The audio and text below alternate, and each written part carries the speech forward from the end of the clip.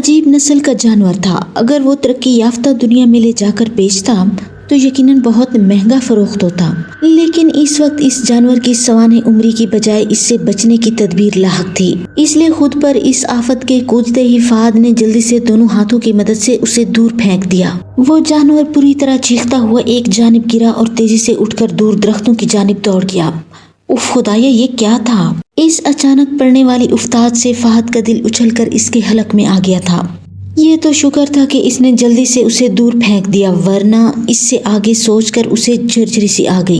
اب اس نے وہاں مزید رکنا بیکار سمجھا اور ٹیلے سے نکل کر تیزی سے بوٹ کی جانب دوڑ لگا دی۔ بوٹ کا فاصلہ تقریباً 150-200 فٹ کے قریب ہوگا، لیکن اسے یہ فاصلہ میلوں کا دکھائی دے رہا تھا۔ ابھی اس نے چند فٹ کا ہی فاصلہ طے کیا ہوگا کہ اچانک درختوں سے بھیڑیوں کے چیخنے اور چلانے کا شور برپا ہو گیا۔ یوں لگتا تھا جیسے اچانک کسی نے درختوں میں گھس کر ان بھیڑیوں کے آرام میں خلل ڈال دیا ہو، اور دوسرے لمحے بہت سے بھیڑیے خوفزدہ انداز میں درختوں کے جھنڈ سے نکل کر ساحل کی جانب آتے دکھائی دیے۔ یہ دیکھ کر فہد کی رہی سہی ہمت بھی جواب دے گئی اور اب اس نے بوٹ کی جانب بھاگنے کی بجائے دوبارہ واپس اسی ٹیلے کی جانب دوڑ لگا دی۔ وہ جلد از جلد وہاں کوئی غار وغیرہ دیکھ کر اس میں چھپ جانا چاہتا تھا، ورنہ اب تک اسے بھیڑیوں کی خوراک بننے سے دنیا کی کوئی طاقت نہیں روک سکتی تھی۔ جلد ہی وہ ٹیلے کے نزدیک پہنچ گیا اور ادھر ادھر دیکھنے سے اسے سامنے ایک چھوٹا سا غار دکھائی دے گیا تھا، جو زیادہ بڑا تو نہیں لگ رہا تھا، لیکن کم از کم اس میں وہ خود کو اچھی طرح چھپا کر ان بھیڑیوں سے محفوظ بنا سکتا تھا۔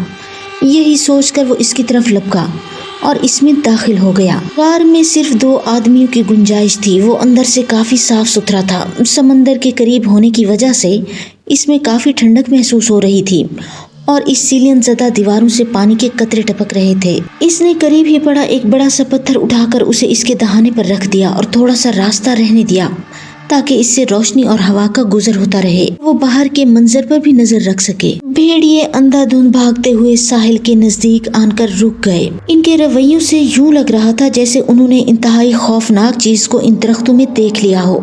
سمجھ سے بالاتر تھا کہ اگر بھیڑیے جیسے جانور اس چیز سے اتنا خوف زدہ دکھائی دے رہے تھے تو لازمی طور پر وہ اندھے کی مخلوق بھیانک قسم کی چیز ہوگی۔ بھیڑیوں نے چیخ چیخ کر آسمان سر پر اٹھا لیا تھا۔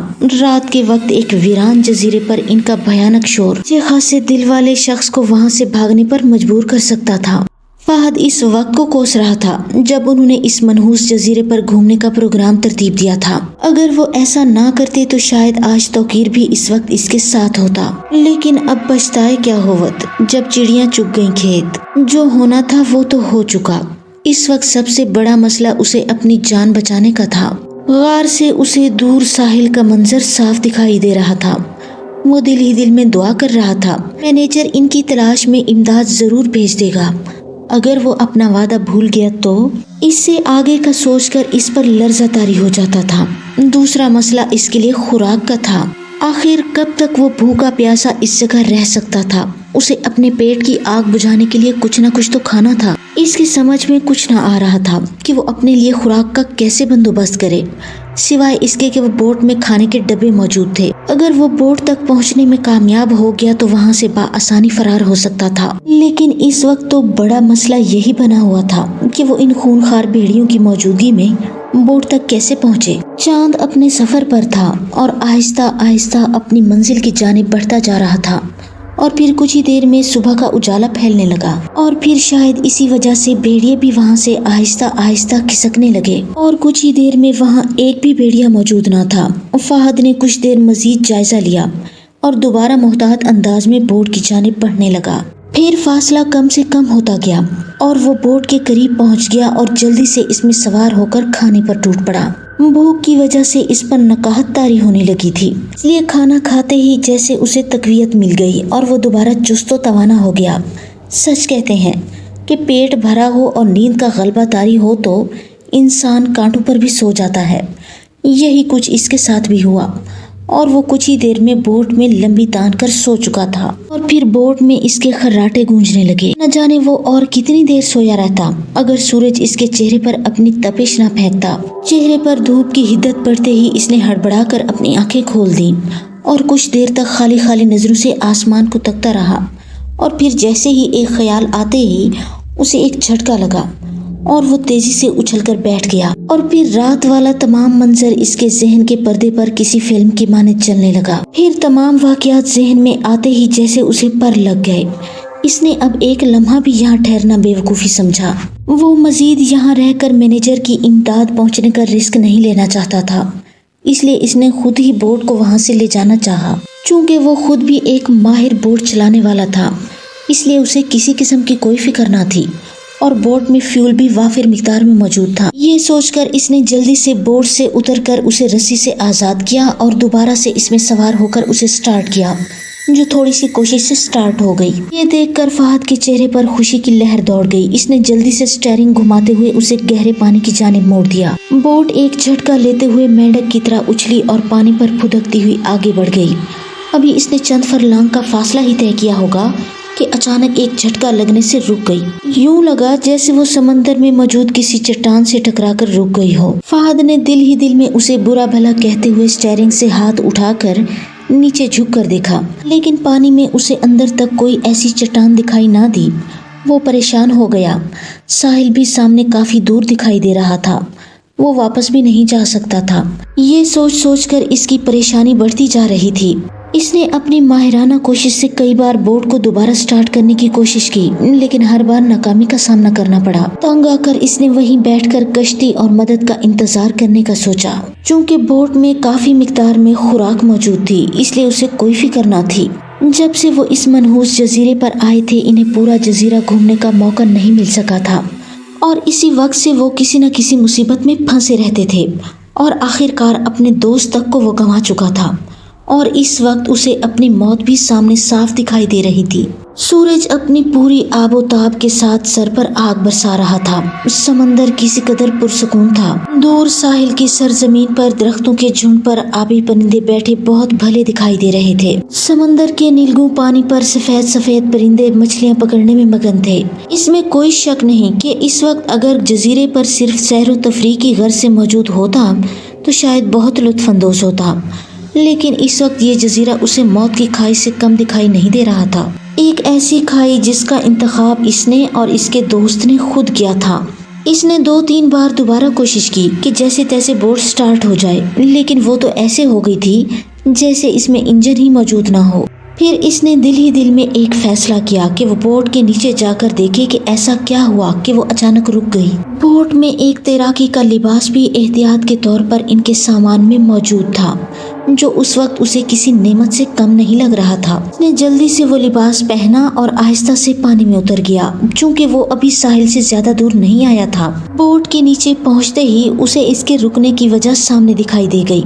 بوٹ سمندر میں موجود چٹانوں کے ٹوٹے ہوئے 2-3 پتھروں میں اٹکی ہوئی تھی۔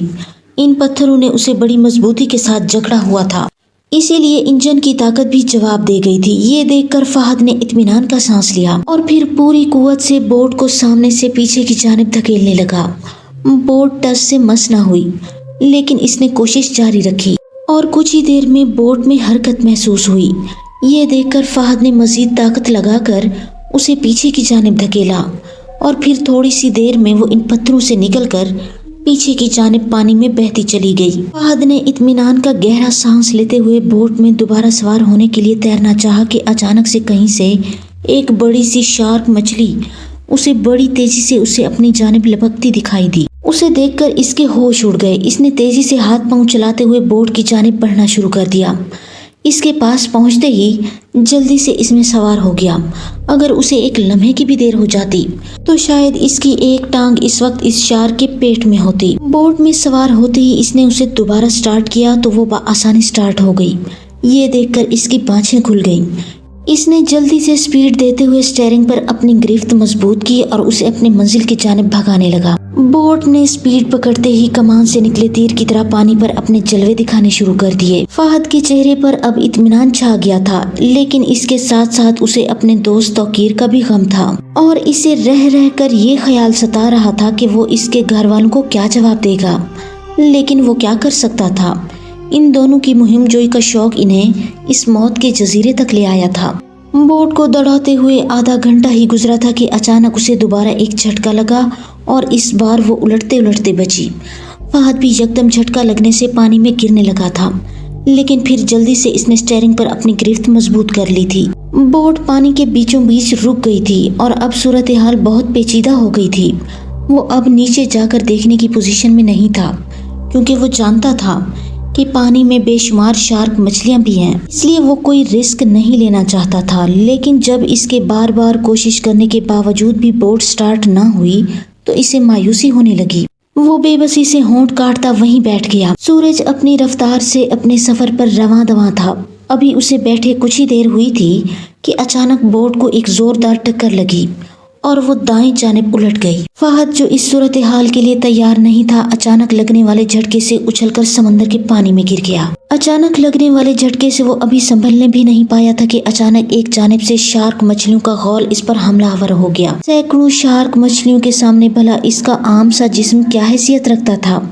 इसके लिए इसने खुद को इनके रहमो करम पर छोड़ दिया।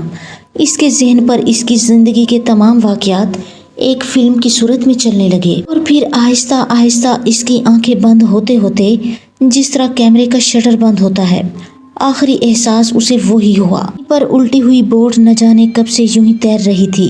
अचानक दूर से गुजरने वाले एक बहरी जहाज के अर्शे पर खड़े लोगों ने शोर मचाकर जब जहाज के अमले को इसकी तरफ मुतवज्जे किया तो उन्होंने भी जहाज की रफ्तार कम करके जल्दी से एक प्लास्टिक की कश्ती को पानी में फेंककर इसकी तरफ बढ़े। बोट के इर्द गिर्द खाने की अशिया पैकिंग की सूरत में मौजूद थी और आसपास पानी का रंग सुर्ख हो रहा था।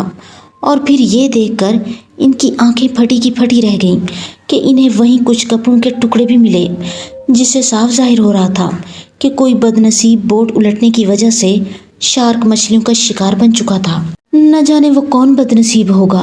इससे ज्यादा फिक्र वाली बात ये थी कि इन्हें वहाँ कोई ऐसी निशानी नहीं मिली थी जिससे अंदाज़ा लगाया जा सके कि वो कौन बदनसीब था जो इन मछलियों का लुक़्मा अजल बन चुका था। उन्होंने बोट को रस्सी की मदद से जहाज़ के करीब लाकर उस पर सवार किया और फिर तमाम लोगों को हालात से आगाह करते हुए जहाज़ को अपनी मंजिल मकसूद की जानिब बढ़ा दिया। सच कहते हैं कि इंसान की मौत का वक्त, जगह का तयन पहले से मुकर्रर हो चुका होता है। ये हालात या इस इंसान पर मुनहसिर होता है कि वो इन हालात के धारे पर बहता हुआ वहाँ पहुँच जाए या खुद वहाँ पहुँचने का बंदोबस्त करके अपने आप को मौत के हवाले कर दे। Please like, comment and subscribe the channel Shehzad Khan Horror Stories and thanks for watching.